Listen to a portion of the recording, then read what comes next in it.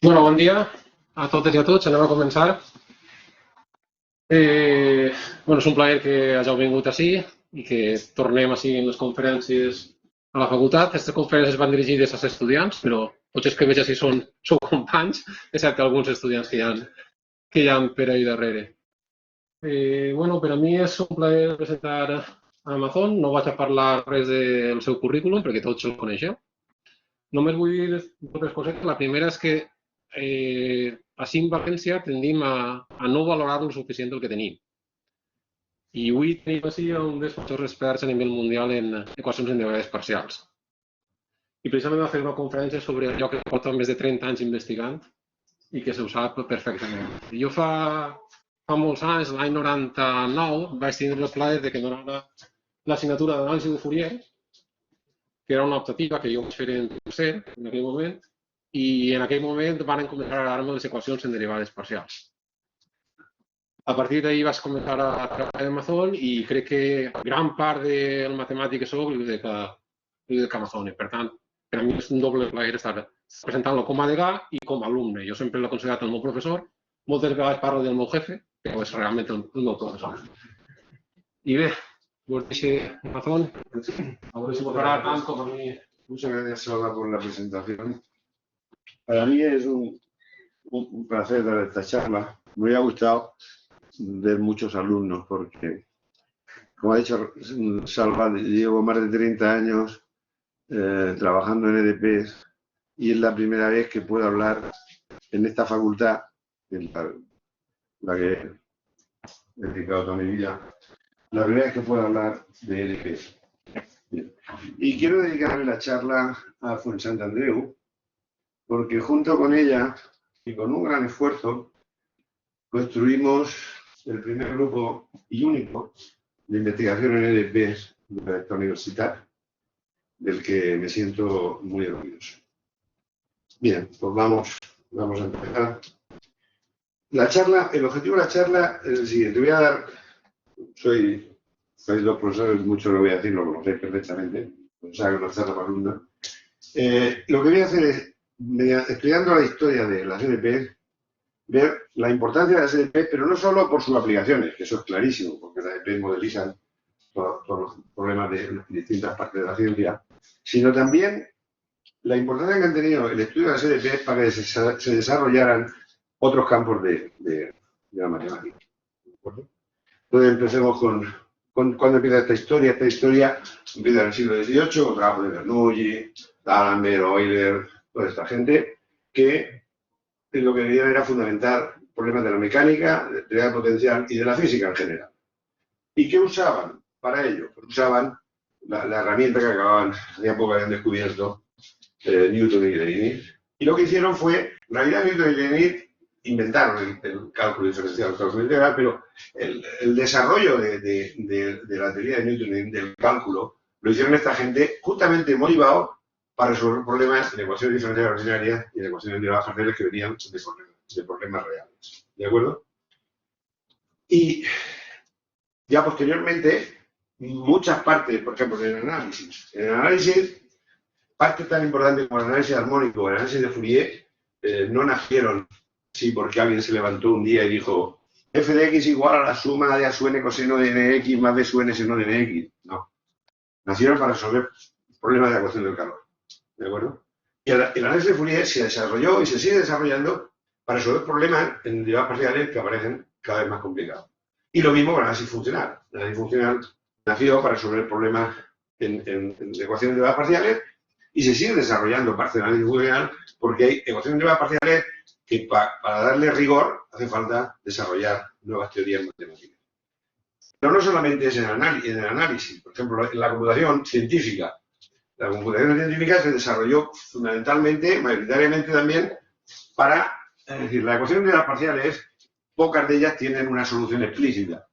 Entonces, hay que aproximar y dar una aproximación a esa solución y algo que te diga al menos cómo es la solución, porque como hablaremos, lo importante es probar que el problema tiene existencia de necesidad, pero no se sabe. Sabe que tiene existencia de necesidad, pero no se sabe exactamente cuál es la solución de cada problema. ¿De acuerdo?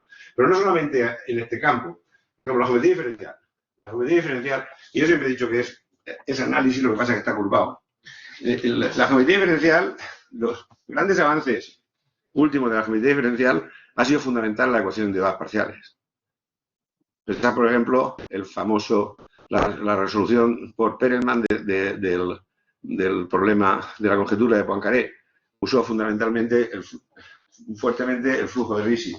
O todos los problemas de superficies mínimas que tienen detrás ecuaciones de derivadas parciales. Es más, uno de los campos, incluso a congresos, que el título del congreso es Ecuaciones de derivadas parciales de la geometría. La geometría da una cantidad de ecuaciones de derivadas parciales complicadas y muy interesantes. Pero incluso en la topología tuvo su influencia. Por ejemplo, con la teoría del grafo de Sauder. Y muy importante también es en la probabilidad. En la probabilidad hay un trabajo de 1905 de Einstein el primer trabajo importante sobre el movimiento browniano.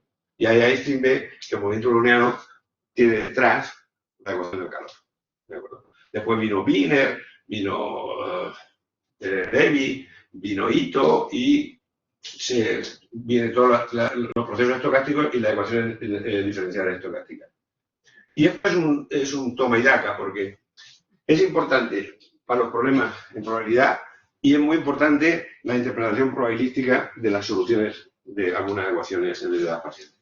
Todo, como veis, la influencia en todo desarrollo de la matemática es importante. Y en la historia que voy a contar veré algo. Bien, pero vamos a empezar por los orígenes. En realidad, la primera ecuación de derivadas parciales así importante está aquí, en la ley de gravitación universal. Todos conocéis.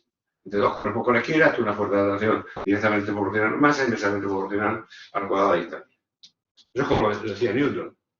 Pero eso, escrito matemáticamente, el primero que lo hizo fue Lagrange. Y Lagrange, no el lenguaje que voy a escribir, que es el lenguaje moderno que conocemos todos, lo que dijo es lo siguiente. Yo tengo un cuerpo en R3, con una densidad ρ, y tengo localizado en I, tengo una masa puntual. ¿Cuál es la fuerza de gravitación universal?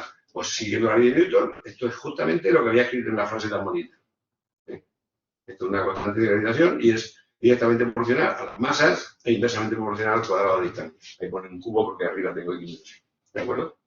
Esta F es menos el gradiente de una función U, que es esta de aquí, que es trivial calcular este gradiente y te da esto.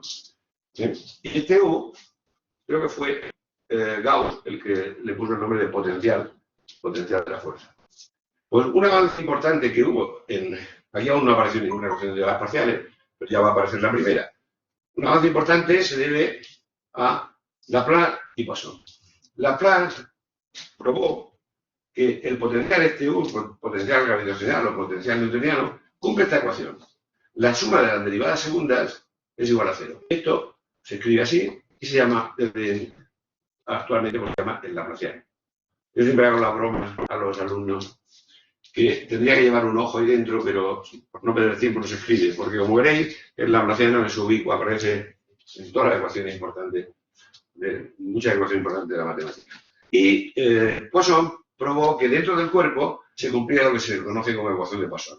Laplaciano de U, igual. Y esto es un ejemplo típico de una ecuación de derivadas parciales. Una ecuación donde la incógnita está sujeta a las parciales de la suma. ¿De acuerdo? Bien. Bueno, Gauss también llegó a esta misma ecuación, pero sobre la carga eléctrica y el potencial eléctrico del campo.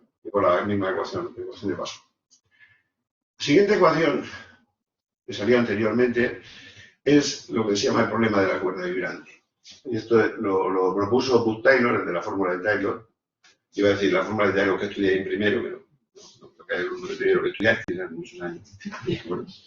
Y era el problema de determinar el movimiento de una cuerda tensa y dada la longitud y el peso de la cuerda, como la fuerza que actúan, encontrar el tiempo de vibración. Y el propio Taylor propuso en una dimensión la ecuación esta primera de aquí. Y aquí aparece el Laplaciano. Si esta ecuación la escribo en varias dimensiones, la parcial segunda de U es U nada más que depende. U aquí es U de t y de x. T es tiempo y x es la posición. Estoy en una dimensión. Y aquí, si estoy en varias dimensiones, me aparece de nuevo esto. Y esta es la famosa ecuación de ondas. ¿De acuerdo?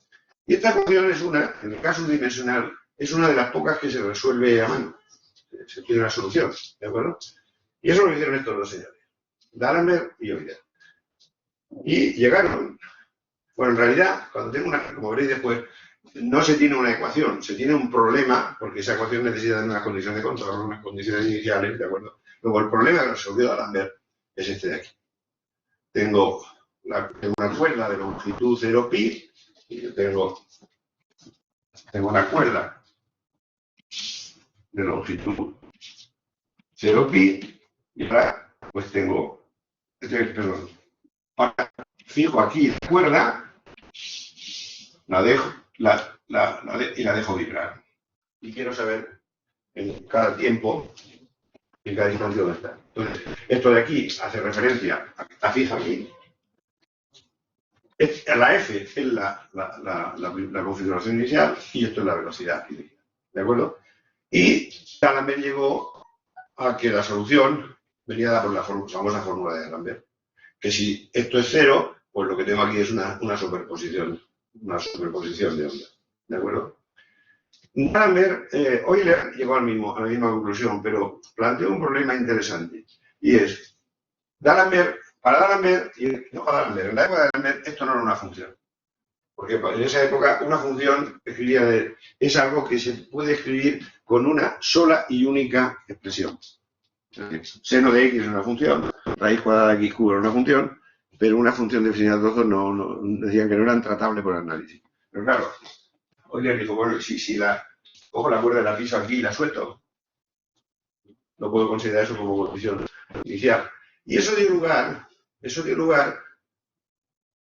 a uno de los problemas que era ¿qué es función? Ahora está en la escuela, aprenden qué es función, pero en aquella época, ¿cuál era el concepto de función?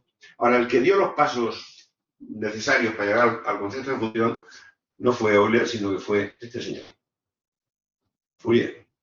Fourier presentó a la Academia de Ciencias de París en 1807 este trabajo, teoría de la propagación del calor en los sólidos. El trabajo pues era muy adelantado a su tiempo. Entonces, D'Alembert, Laplace y Legendre se opusieron a que publicara ese trabajo. Pero Laplace dijo, bueno, en la Academia de Ciencias cada 4 años proponía un problema que se daba un premio. Se daba un premio al que resolvía el problema. Propuso justamente el mejor trabajo sobre la propagación del calor en los sólidos. Fourier se presentó de nuevo. Y aunque obtuvo otra vez, estos 3 matemáticos decían, este trabajo es muy original, pero esto no tiene rigor, pero al final le dieron el premio. Tarde, esta obra, que es una obra de la historia de la ciencia, la teoría analítica del calor. En esta obra, Fourier pone una cita de Platón, pero la pone en latín. Incluso el fuego está gobernado por los números. Y lo que ahora mucha gente dice, no, yo soy matemático de Fourier. Es decir, Fourier creía en que la matemática podía explicar los fenómenos naturales. El primero que lo dijo eso fue Galileo, cuando su famosa frase, el libro de la naturaleza está escrito en lenguaje matemático.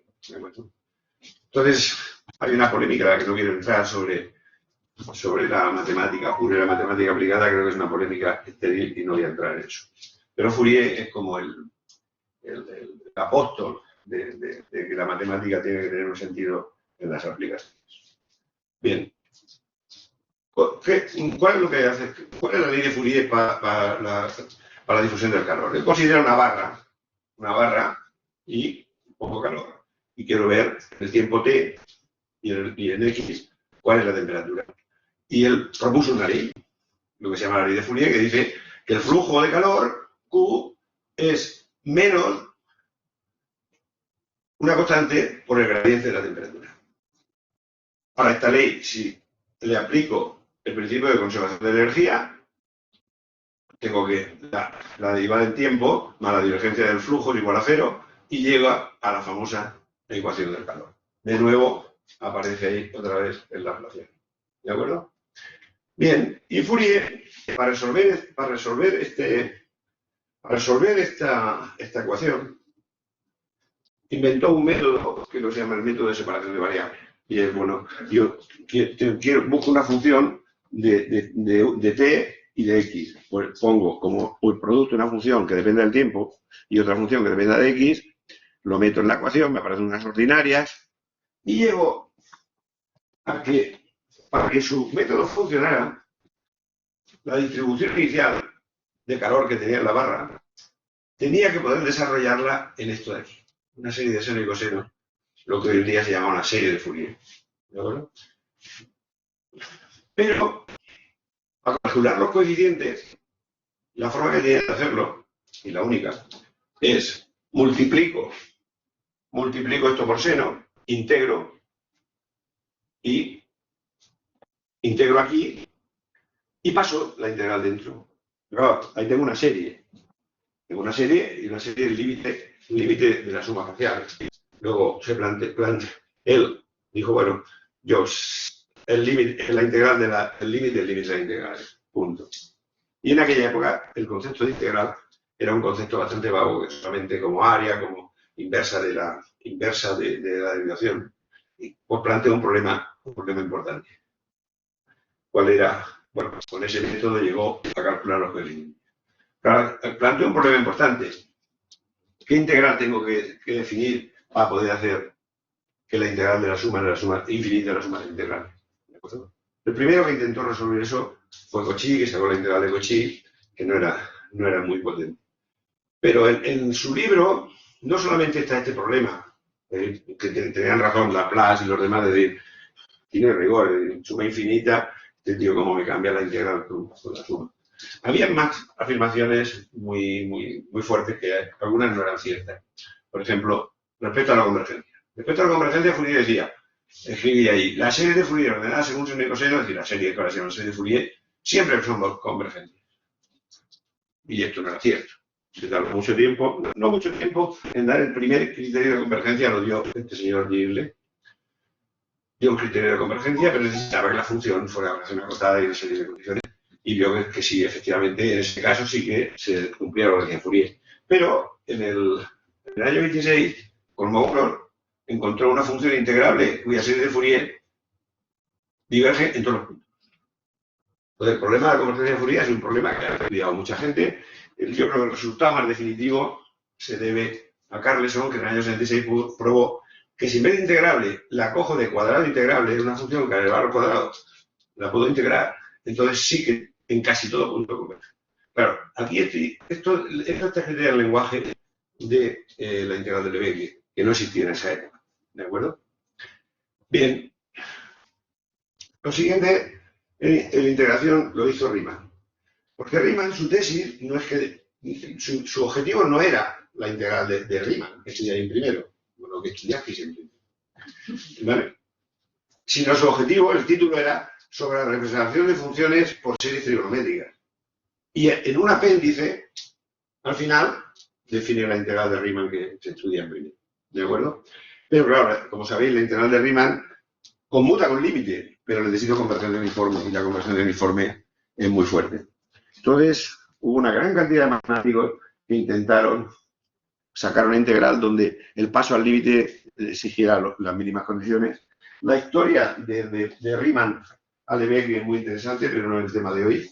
Pero si alguien la quiere leer, en mi especie de propaganda, mi monografía sobre la integral de Lebesgue de Rn está escrita perfectamente. Y aquí intervino mucha gente. Uno de los que intervino aquí, por ejemplo, fue Cantor. Porque el problema que había, y Cantor, la teoría de conjuntos y el considerar conjuntos infinitos, no es que tampoco se levantó una mañana y dijo, pues voy a definir esto. No, Cantor, Heiner le propuso estudiar el problema de la unicidad de la serie de Fourier y ese problema le llevó a tener que un conjunto calcular el derivado del conjunto, el derivado del conjunto, el derivado del conjunto y se dio cuenta que tenía que hablar de infinito. ¿Vale? Porque hay muchas partes de la matemática que han salido simplemente a dejar en claro cómo resolver y cómo plantear correctamente una ecuación de derivadas parciales. Bien, la respuesta definitiva la dio Lebesgue. Muchas veces que yo en clase cuando hablo digo, Lebesgue tiene una integral perfecta, muchos alumnos dicen, ¿y nosotros una mejor? Y digo, no, porque la integral de Lebesgue para su objetivo es perfecta. Porque Lebesgue se dio cuenta de, en la época, por ejemplo, Cantor la época de Kant había gente que pensaba que los conjuntos despreciables en la teoría de la medida eran conjuntos topológicamente muy raritos. Y ese no era el caso. En el caso, los conjuntos despreciables es el concepto de conjunto nulo, que es la idea genial de Lebesgue. Y con la idea de conjunto nulo, ¿qué puedo despreciar? La integral, llego a su integral perfecta. Y esa integral pues, tiene que, en muy pocas condiciones, yo puedo hacer lo que hacía Fourier, pasar al límite en la integral del límite y el límite de las integrales. Por eso se puede decir que, no solo por eso, sino por más cosas que veremos después, que yo creo que la historia del análisis se puede dividir en dos partes, antes de Lebesgue y después de Lebesgue, porque Lebesgue revolucionó con su integral, revolucionó todo el análisis matemático. Bien, pero Lebesgue tampoco es que su objetivo era definir una integral perfecta, no, su objetivo era de nuevo, bueno, esto es su tesis, pero en poco tiempo, 4 años después, escribió un libro, Lecciones sobre la serie trigonométrica. Porque su problema era otra vez el problema de fundamentar bien la serie de Fourier para poder resolver ecuaciones de DLP. ¿De acuerdo? Y aquí, pues coge su gran maquinaria y demuestra los teoremas que había demostrado Riemann, mucho más generales, todo lo que se existía lo plantea casi como se da ahora en una asignatura a alumnos de grado. ¿De acuerdo? Luego veremos la integración y lo de Fourier. Bien. Vamos a hablar ahora de modelos matemáticos de difusión. Adolf Fick fue el primero que estudió los problemas de difusión. Como yo tengo un vaso de agua, echo una gota de tinta y se difunde, ¿no? Problema de difusión. Él dijo que en caso de existir diferencias de concentración, el paseo aleatorio de las moléculas se lleva a cabo de regiones con mayor concentración hacia regiones de menor concentración, lógico. Pero el flujo de las sustancias irá en sentido opuesto del gradiente de la concentración. Escrito matemáticamente es, si esta es la densidad de partículas que se difunden y el campo vectorial representa el flujo, pues por la ley de conservación tengo esto. Y la ley de Fick lo que dice es lo que he leído antes escrito matemáticamente es esto. Es decir, lo mismo que la ley de Fourier. Seguro que se inspiró en Fourier, pero lo hizo más general para cualquier proceso de difusión, no solo la difusión del calor. ¿De acuerdo? Y llego de nuevo a la ecuación del calor. Otra vez tenemos la Laplaciano. Una cosa muy conocida es lo que hizo Louis Bachelier. Louis Bachelier hizo su tesis con Poincaré en el año 1900. La tesis se llama Teoría de la especulación. Está incluso de moda. Y allí introdujo un concepto que se llama la radiación de probabilidad, que es la probabilidad que el precio, la probabilidad P de que el precio del P del precio X al momento T viene dada por esto de aquí, donde esta P rara es la probabilidad de que el precio exceda a X. Bien, pues esto le lleva a que las opciones financieras siguen otra ecuación que es del tipo UT igual a una constante Laplaciano. La obra de Bachelier estuvo muy olvidada, pero en el año, creo que el 65, no tengo para escrito, pero no, creo que sobre 1965, Samuelson, gran economista, matemático economista, lo rehabilitó. Y desde entonces se entiende que la matemática financiera en realidad empezó con la tesis que eligió Poincaré a Bachelier. ¿Ok? Bien. Bueno, por ahora hemos visto ya las 3 ecuaciones, lo que llaman las 3 ecuaciones básicas fundamentales de ecuaciones de las parciales. La parcial no es igual a 0, la parcial no es igual a ρ, la ecuación del calor y la ecuación de ondas. ¿De acuerdo? Bien, vamos a hablar ahora un poco más en general. Pero vamos a seguir hablando de ecuaciones lineales.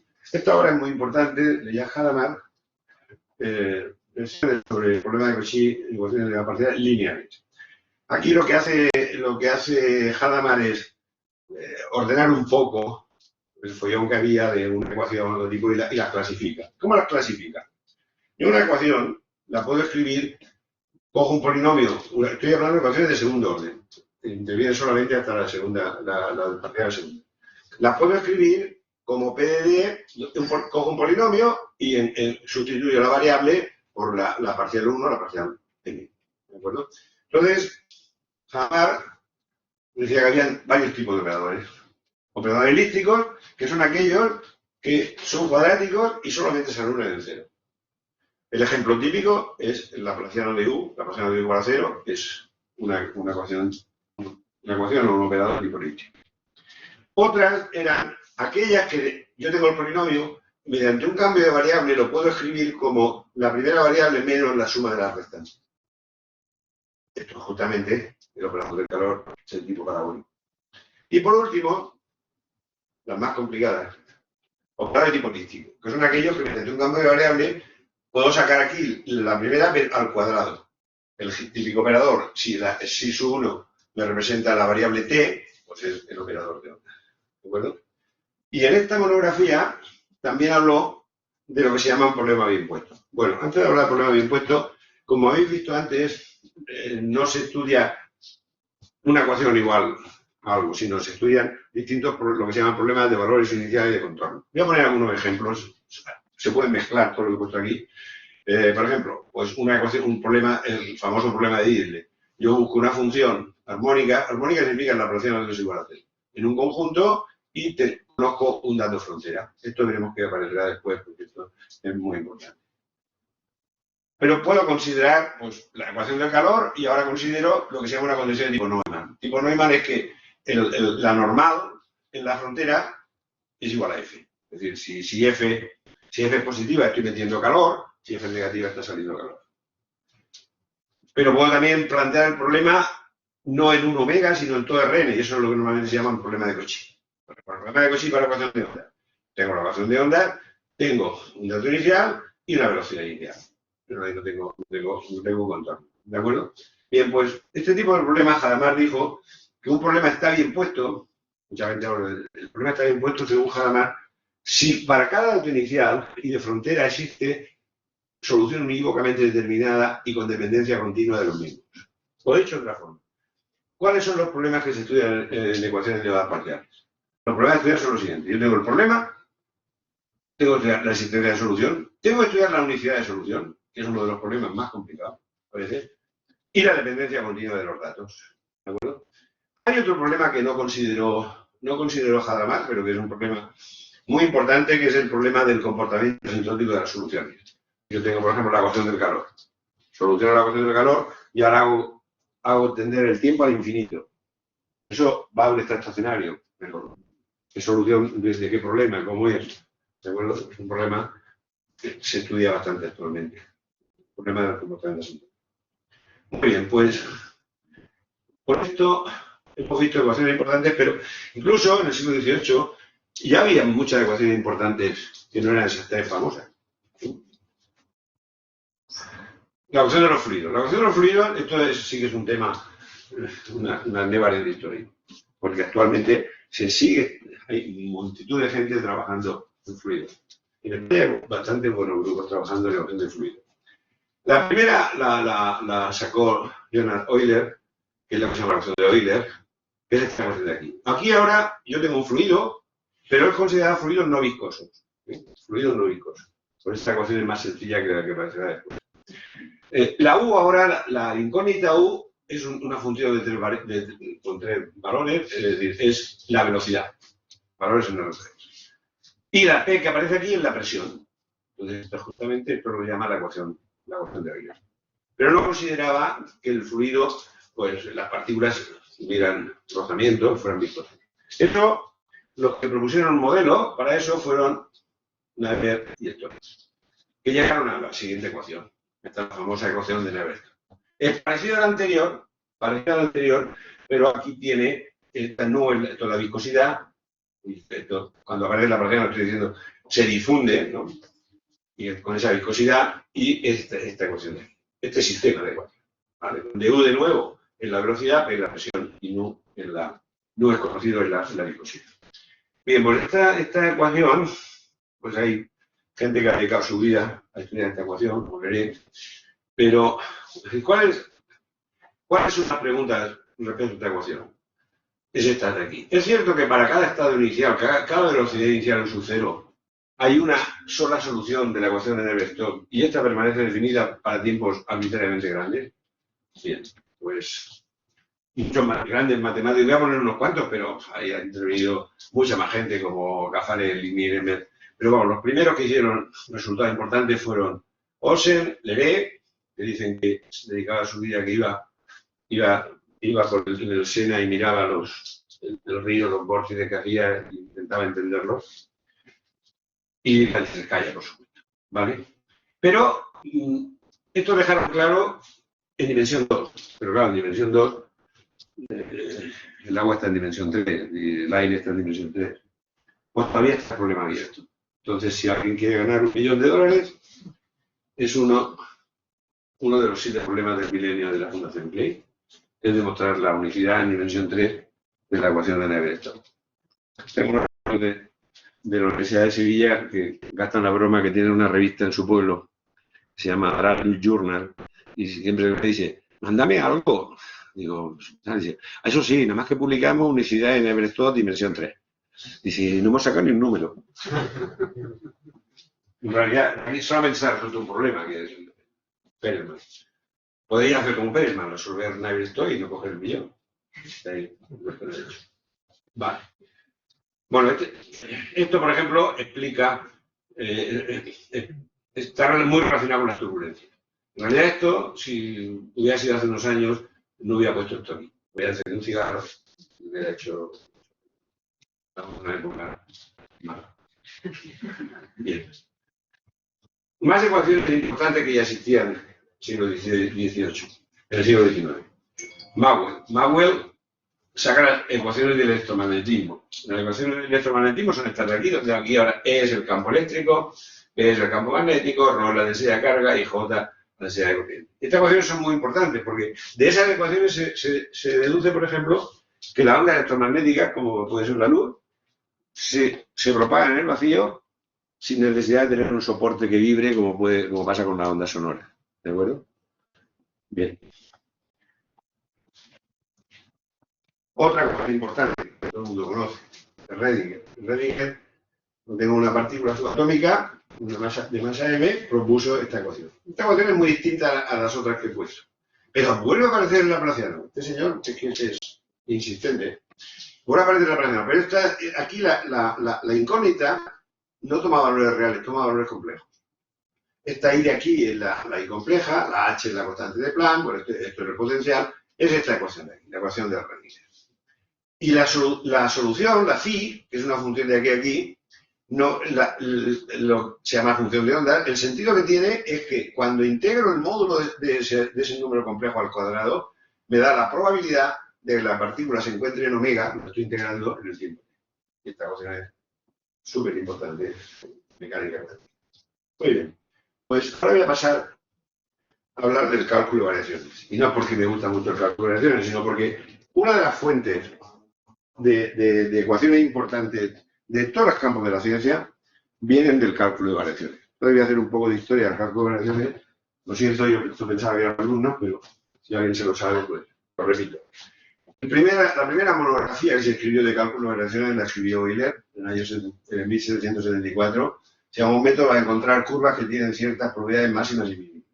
Y en el mismo año, Mauperture enunció lo que se llama el principio de la minimación. Los cambios en la naturaleza se producen de forma que consume la cantidad mínima de energía a dicho cambio.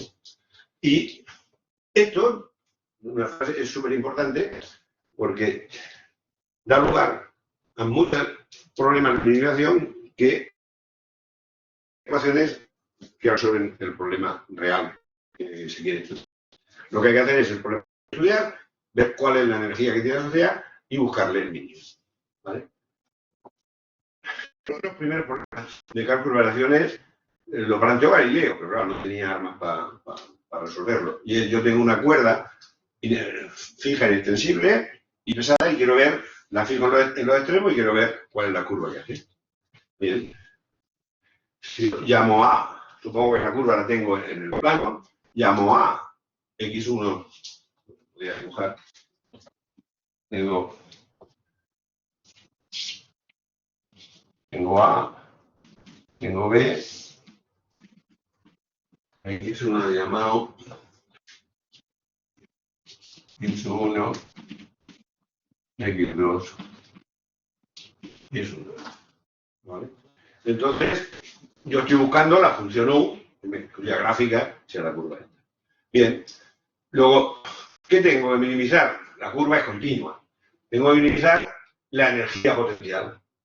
Pero la energía potencial de ese cable me viene dada por esta expresión de aquí. Es la integral de x1 a x2 de la función, la derivada al cuadrado. ¿De acuerdo? Luego el problema en realidad es minimizar este funcional. No es función, eso es un funcional. Ahora aparecieron funciones, porque es en función del espacio, del tiempo.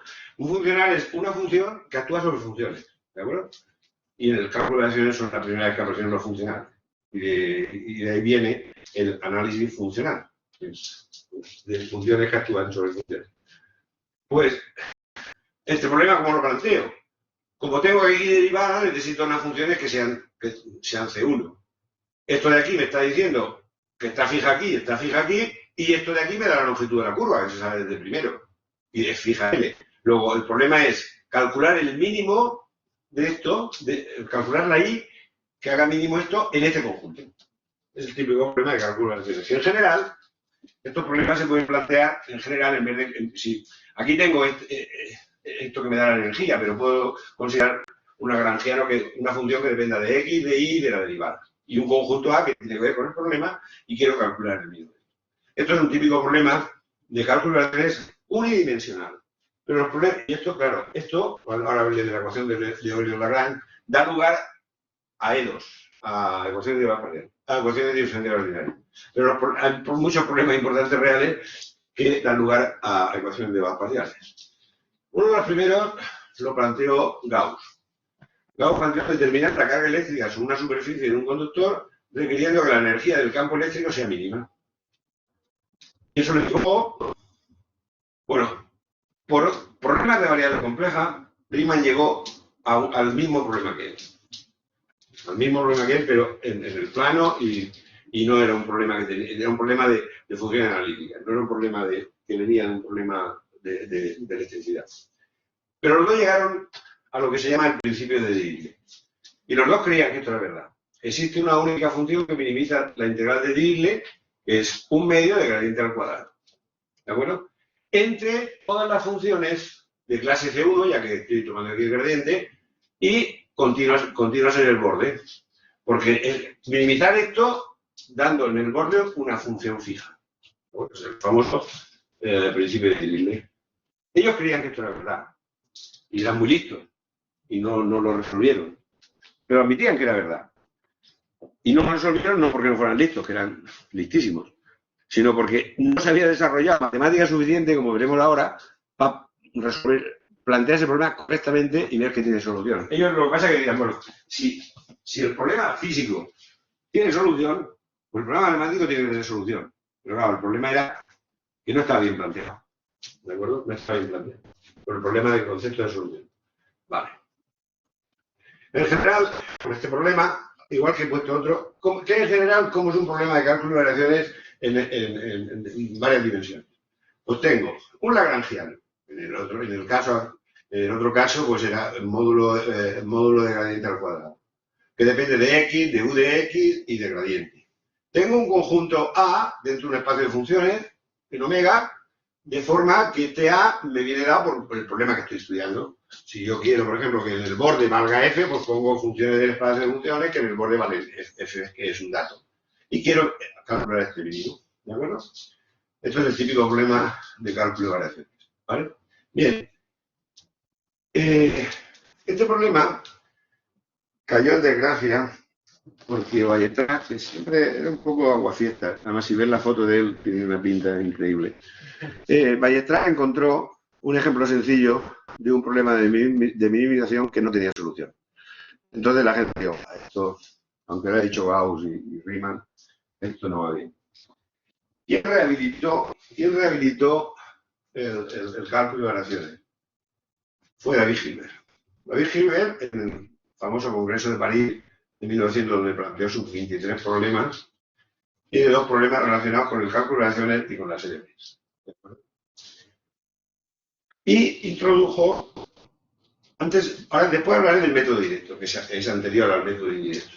Introdujo lo que se llama el método directo del cálculo de variaciones. ¿En qué consiste el método directo? El método directo consiste en, voy a minimizar, tengo Yo quiero minimizar esto. Tomo una sucesión, un sub n de elementos de aquí, de forma que el límite me va al mínimo. ¿Vale?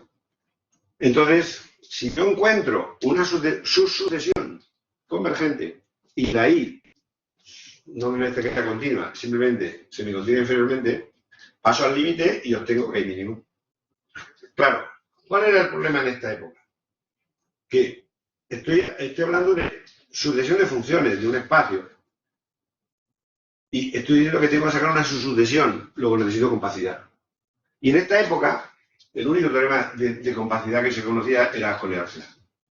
Y Ascoli-Arcelà es muy importante, muy bonito, pero es convergencia uniforme. Y la convergencia uniforme pasa como con el cambio de integrado en la serie de Fourier. La convergencia uniforme es muy fuerte.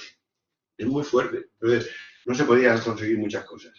Encima, no existía todavía la integral de Lebesgue. Ya he dicho que de Lebesgue, después de Lebesgue cambia. Vale. La escuela italiana, Levi, Tonelli, ya usaron la integral de Lebesgue y hicieron bastante avance en el método directo de cálculo de relaciones.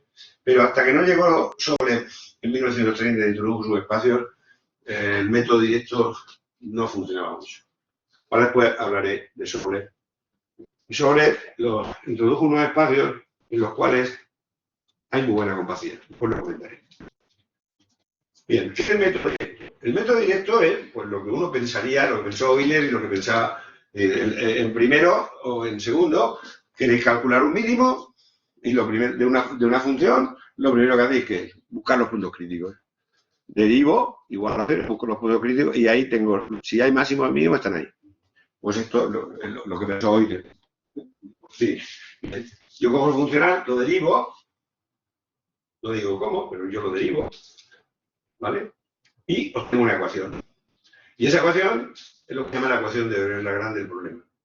Si el problema es de tipo general, como he puesto antes, con un lagrangiano L de X, de Z y de P, donde la Z, la X está en omega, la Z es un número real que representa el U de X y el P del gradiente, pues es esta ecuación. Aquí cuando digo LP sub I es la derivada P sub iésima del L. Y después tengo la divergencia, porque derivo respecto a X sub I. Esto es una ecuación, ¿no? ¿De acuerdo? Y se llama la ecuación de Euler-Lagrange. Entonces, lo que decía, muchas ecuaciones importantes de derivadas parciales son ecuaciones de Euler-Lagrange de un problema de mediación real. ¿De acuerdo? Por ejemplo, en el principio de Euler, el lagrangiano era un medio de la norma de gradiente, que es la P al cuadrado. Y estaba funciones de clase C2 de tal forma que U es igual a esto. Luego, la ecuación de Euler-Lagrange, pues tenían razón Gauss y Riemann. La ecuación de Euler-Lagrange del problema de minimización es esta de aquí. Una función armónica que toma U. ¿Cuál es el problema? Pues que se sabe, de forma muy fácil, que incluso los alumnos lo ven, cogen un disco, le quitan el centro, que ese problema no tiene solución clásica. ¿Vale? Bien. Pero el problema de Hilbert dice, no tiene cada problema variacional regular una solución con tal de que supongamos ciertas condiciones de regularidad en frontera. Eso no me importa. Lo que me importa es si es necesario, se extiende el concepto de solución de forma adecuada. Ya dijo, el concepto de solución derivada clásica, es muy fuerte, ¿vale?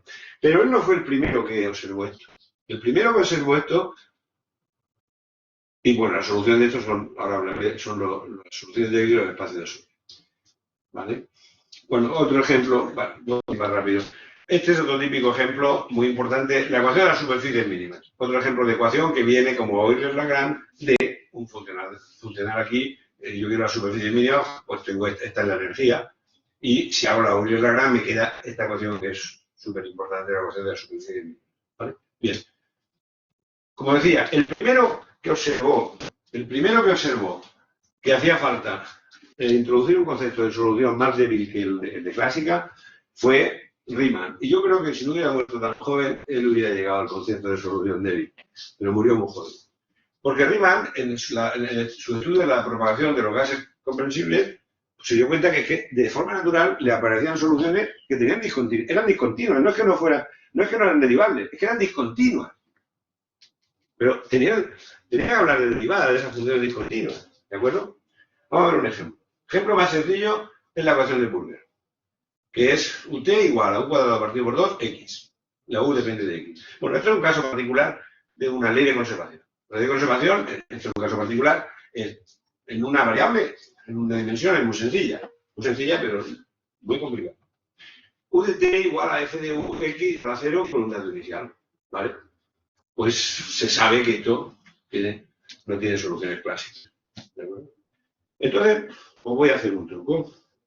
Supongamos que tengo una solución clásica y ahora cojo una función muy buena, una función que sea muy suavita, hacia infinito, soporte compacto, buenísima, ¿vale? Y soporte compacto. Entonces, multiplico la ecuación por la phi, y integro dos veces, en tiempo y en espacio. Y, por integración por partes, paso la derivada t se la paso a la función y la derivada x se la paso a la función. Como he puesto soporte compacto, lo que ocurre, no puedo olvidar lo que ocurre en el extremo. Bien, entonces toda función, solución clásica cumple esto, pero si miro esto, aquí yo necesito muy poquito. Yo necesito que use una función medible acotada. Pues bien, digo que una u es una solución débil del problema si cumple esto. Y no tengo que exigir derivabilidad de la u. ¿De acuerdo? Bien, pues este aún tiene, no quiero meterme en tanto lío, pero soluciones débiles hay muchas. Aún puedo venir Krukov, O'Reilly, una serie de gente, y dentro del concepto de solución débil, dar una condición de entropía para tener una única solución, que es la solución real del problema físico. ¿De acuerdo? A lo mejor hago al final sin sobre tiempo, aunque me va a faltar un montón de tiempo. Bueno, ¿quién es? La historia da para otra charla, la historia de cómo se llegó desde las soluciones clásicas a las soluciones débiles, y son obras de estos dos señores. Sobres y ya Logan-Barr, que en el año 50 escribió la teoría de distribuciones por la que le dieron la medalla de Fields. ¿De acuerdo? Y ya a partir de esta obra, las ecuaciones lineales tienen poco misterio. Voy a dar la definición de espacio de sobre. Es parecido a lo que he hecho antes, pero ahora estoy en varias dimensiones. Entonces yo tengo una función de LP, significa que en el sentido LP que la potencia pésima es integrable. Tengo una función de LP y digo que está en el espacio de Sobolev 1P si existe una función G sub i para cada i del LP que me cumple esta integración por partes. Es decir, lo que he hecho antes, le paso, la derivada se la paso a la función buena. Y a esta función, que es solamente de LP, pues le llamo la derivada de Bill. ¿De acuerdo? Y con estos espacios de Sobolev, que es lo que tienen muchísimas ventajas. Esto es donde se trabaja actualmente. Tienen una ventaja gorda que tienen es con el método directo. El método directo. El método directo de los cálculos de variaciones. Estos espacios se le da una norma, es un espacio de Banach, pero tiene la propiedad de que cuando tengo una sucesión acotada ahí, es decir, cuando yo tengo que la función en LP está acotada y que los gradientes de Bill están acotados, los P tiene una sucesión convergente. Y eso me permite pasar al límite y sacar el mínimo del problema de variaciones. ¿De acuerdo? Eso es una de las ventajas. Tiene muchísimas más. Bien. Pero este es el marco donde se trabaja, pero hay un problema que ya lo planteó en los 23 problemas, lo planteó Hilbert, y es, bueno, yo uso este aparataje que es muy bueno, hago una solución del problema, y entonces me queda el problema difícil, que a veces tiene soluciones, a veces no, de la regularidad. Es decir, bajo qué condiciones esa solución débil, bajo qué condiciones es una solución fuerte, es una solución clásica, tiene derivadas según el problema que se estudia. ¿Vale? Muy bien. Bien. Entonces, hemos visto que el problema de Dirichlet, pues no, de forma clásica, pues no se podía resolver. Ni Gauss, ni nadie. ¿Por qué? Porque no existía esta teoría matemática que se desarrolló y todo el análisis funcional que se desarrolló para esto. si se plantea, en vez de usar el gradiente clásico, el gradiente débil, el del espacio de Sobolev, pues ahora es muy fácil, por el método directo, demostrar que fijo una función continua en el borde y este problema tiene solución. Pero la solución que tiene es una función que es W2, es una función de L2 con derivada débil en L2. ¿De acuerdo? Y si le aplico el cálculo de la variable de Lagrange, pues llego al problema medible. Pero este problema tiene una única solución, pero una única solución débil. Y pasando las derivadas a las funciones test. Pasa que aquí las funciones test ahora ya no cojo funciones suavitas, sino puedo coger funciones del espacio de Sobolev. ¿De acuerdo? Y esto es el marco donde se trabaja todo. Bien. La ecuación, como he dicho, las ecuaciones lineales quedan problemas, las ecuaciones lineales, pero las ecuaciones lineales son una aproximación a la realidad. Pero las ecuaciones se estudiaron mucho porque no se tenían métodos para estudiar ecuaciones no lineales que son las más reales y muy complicadas. Por ejemplo, la ecuación del calor, pues se sabe desde el principio que tiene una patología muy gorda. Y es que tiene velocidad de propagación infinita. Si yo pongo aquí un foco de calor y ha llegado a todos sitios instantáneamente. Lo que pasa es que pues, se pone un coeficiente pequeñito y dice, bueno, pues tengo una gaussiana, en la colita pues hay poco. Pero claro, si tiene un problema biológico, por ejemplo, y se difunde, eso es de que en todos lados cambia el problema biológico de forma sustancial. Entonces, la mitad del siglo y ahora, los problemas que se estudian más son problemas no lineales. Voy a hablar de unos pocos que hemos estudiado en nuestro grupo. Medios porosos. Medio poroso, esto es como si fuera la ecuación del calor, pero la M es mayor que 2. Bueno, esto es 2, no es 1, perdón. 2 se llama medio poroso. Después, si es más pequeño, se llama la difusión rápida. Bien. Y esta ecuación no es que alguien dijo, uy, pues voy a poner la Laplaciano, le pongo igual a M y a ver qué pasa. No. Esto aparece en filtraciones en roca, en problemas de biología, aparece en formas naturales, muchísimos problemas. ¿De acuerdo? Y esta tiene velocidad de propagación finita. Pero tiene una pega, y es que tiene velocidad de propagación finita, pero depende del gradiente de la concentración de U. Otra ecuación importante, también hemos trabajado nosotros bastante, es el laplaciano. El laplaciano es, si yo pongo P igual a 2, tengo divergencia de gradiente en laplaciano. Pero este P laplaciano no tampoco que se ha hecho por hacer paper, sino que aparece en fluidos no newtonianos, aparece en multitud de problemas, aparece en la difusión no lineal por UDT igual al laplaciano, sino a este señor. Incluso hay algunos trabajos que dicen que el problema real es para P igual a 7, porque los físicos dicen que 7 es bueno, para el problema real que está diciendo. Y de nuevo, esto es una doble Lagrange, como he dicho antes, porque si yo considero el funcional de energía en vez de un medio gradiente al cuadrado, 1 partido por P, gradiente a la P, hago la doble Lagrange y me aparece este de aquí. Es decir, muchas ecuaciones. Y otra a la que hemos dedicado mucho tiempo, sobre todo Vicente Casello, Fonchante y yo, también Salvador Moll, es el caso P igual a 1. El caso P igual a 1, el caso P igual a 1 es esta ecuación de aquí. Esto aparece de forma natural en un trabajo de Rudinos y Fatemi para el estudio del procesamiento de imagen. Y lo que ocurre es que aquí no puedo trabajar en el marco de los Sobolev. Aquí quiero trabajar en el marco de lo que se llama función de variación acotada. Y la cosa es muy sencilla de entender. Si yo tengo una foto que aquí hay una mancha negra, pues esto esto es la función característica de ese omega. Y esta función, si yo calculo su derivada distribucional, no me da una función de LP, me da una medida.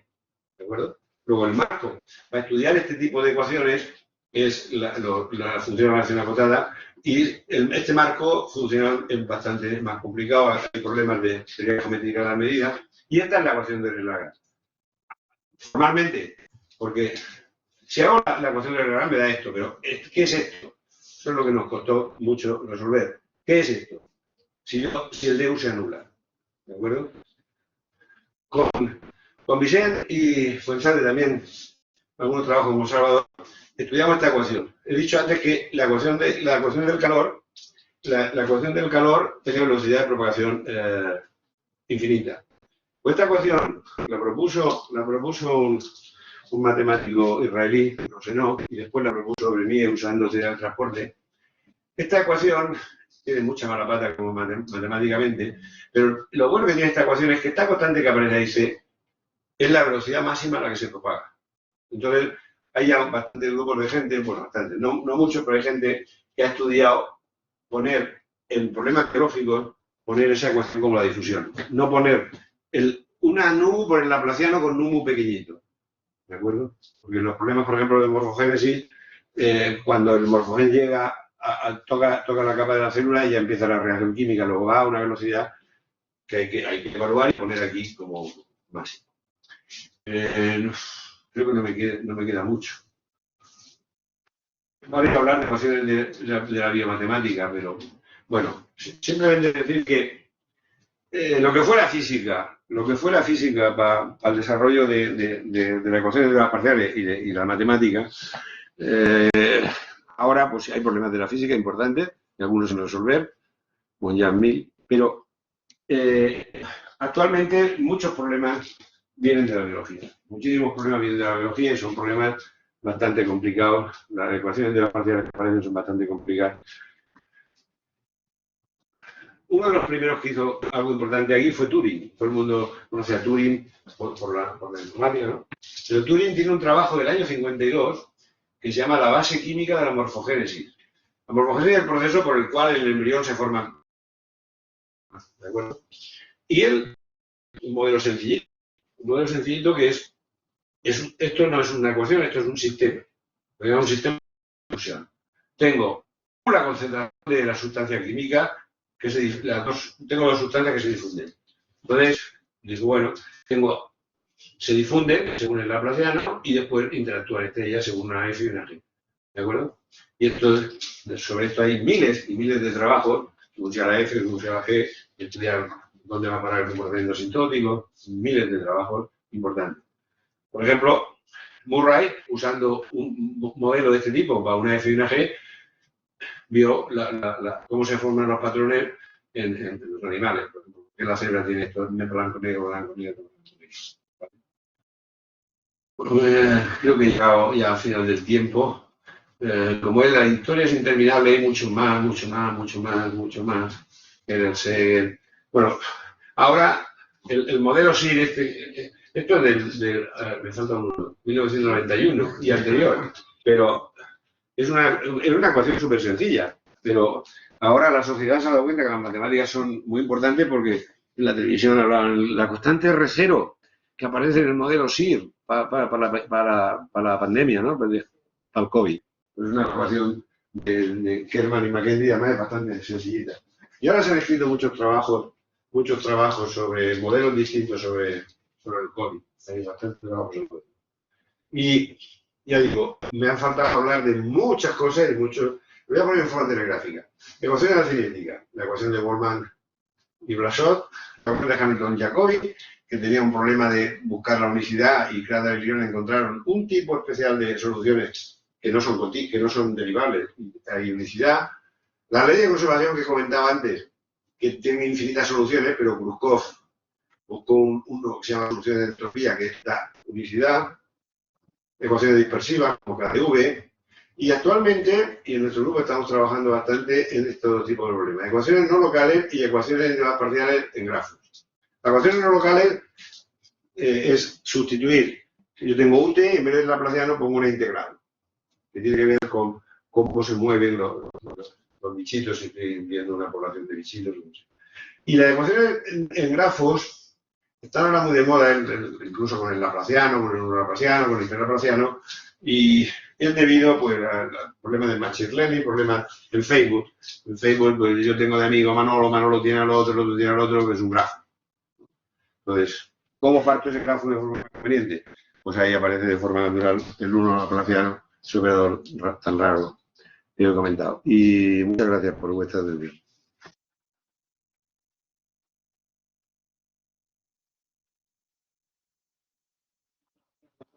evidentemente no está terminada, no puede ser resumida en una hora. En muchos seminarios. Da para, No, pero tengo fama de ir rápido. da para un seminario de EPS, si los estudiantes están interesados. ¿Tenéis alguna cuestión? ¿Un comentario? Ya he comprado. Muchas gracias. Es argumentable. No, pero no son EDP, ¿eh? Es uno de funcionario y otro de complejo. Si no tenéis nada que decir, yo me salgo a fumar, ¿eh? No, fíjate, no te vayas. Ah, no, que hay... Bueno, pues agradecemos de lo mejor. Vale. Y nosotros en esta facultad no tenemos un premio cada 4 años, sino que tenemos un concurso anual de... El nombre va en honor a Amazon también, CPP cuadrado.